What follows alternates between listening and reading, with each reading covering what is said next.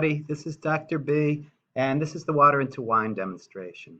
I'll run through it from the point of view of demonstrating it, and then I'll show you the setup. So I would take 6 students, and I would say to student 1, you want a glass of water. Next, red wine. Next, white wine. Next, champagne. Next, milk. And finally, strawberry margarita.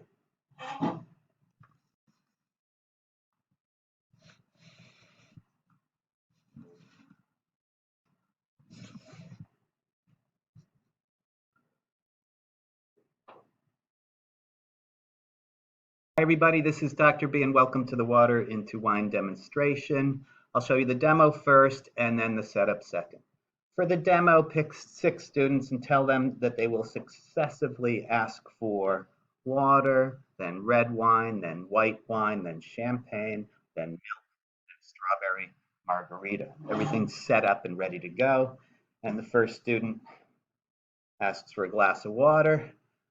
Make a big deal out of it and tell students they have to take notes, they have to predict what's going on, and it's fair game on a test. And it's kind of a joke because for the first one, nothing at all happens.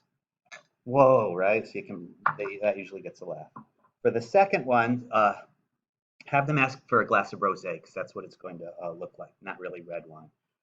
And then say, oh, I guess I can do that. I have a glass here, and it should form a nice glass of rosé.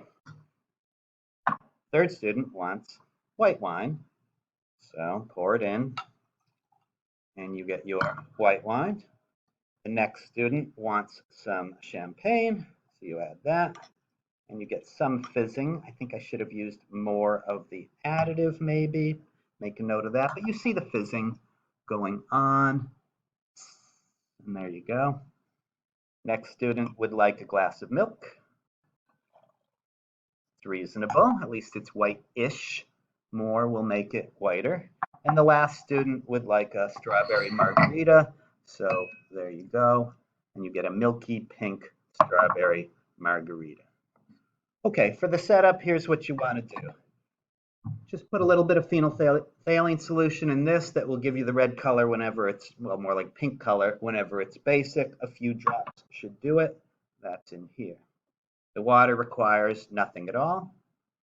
The red wine requires base. I just take a 1 molar solution of base and I usually add about 10 drops. That's enough to make it turn pink. You would like to use an excess of acid when you want to render it clear. So I use 1 molar sulfuric acid. Just about any acid will do. And I use more. So perhaps say 20 drops of that to make sure it was clear. To make it fizz, have some baking soda. Surprising how much you need, and you can't really hide that. These ones are clear solutions. I tried making a saturated solution of it, but it's just not very soluble, and so it didn't fizz much. So you just stick some powder in the bottom. If you happen to have a container that hid the bottom of it a little, that would be great. But that's baking soda.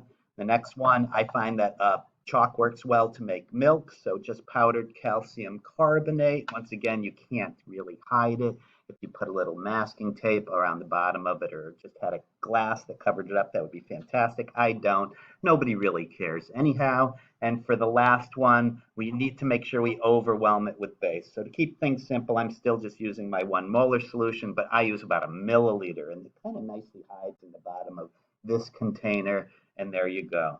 So for each one, phenolphthalein, this is not basic, and therefore it's not going to turn a color. Neither will it when you just transfer it into a glass that contains nothing. However, phenolphthalein is an indicator that turns pink when it's basic, so you get the pink color here.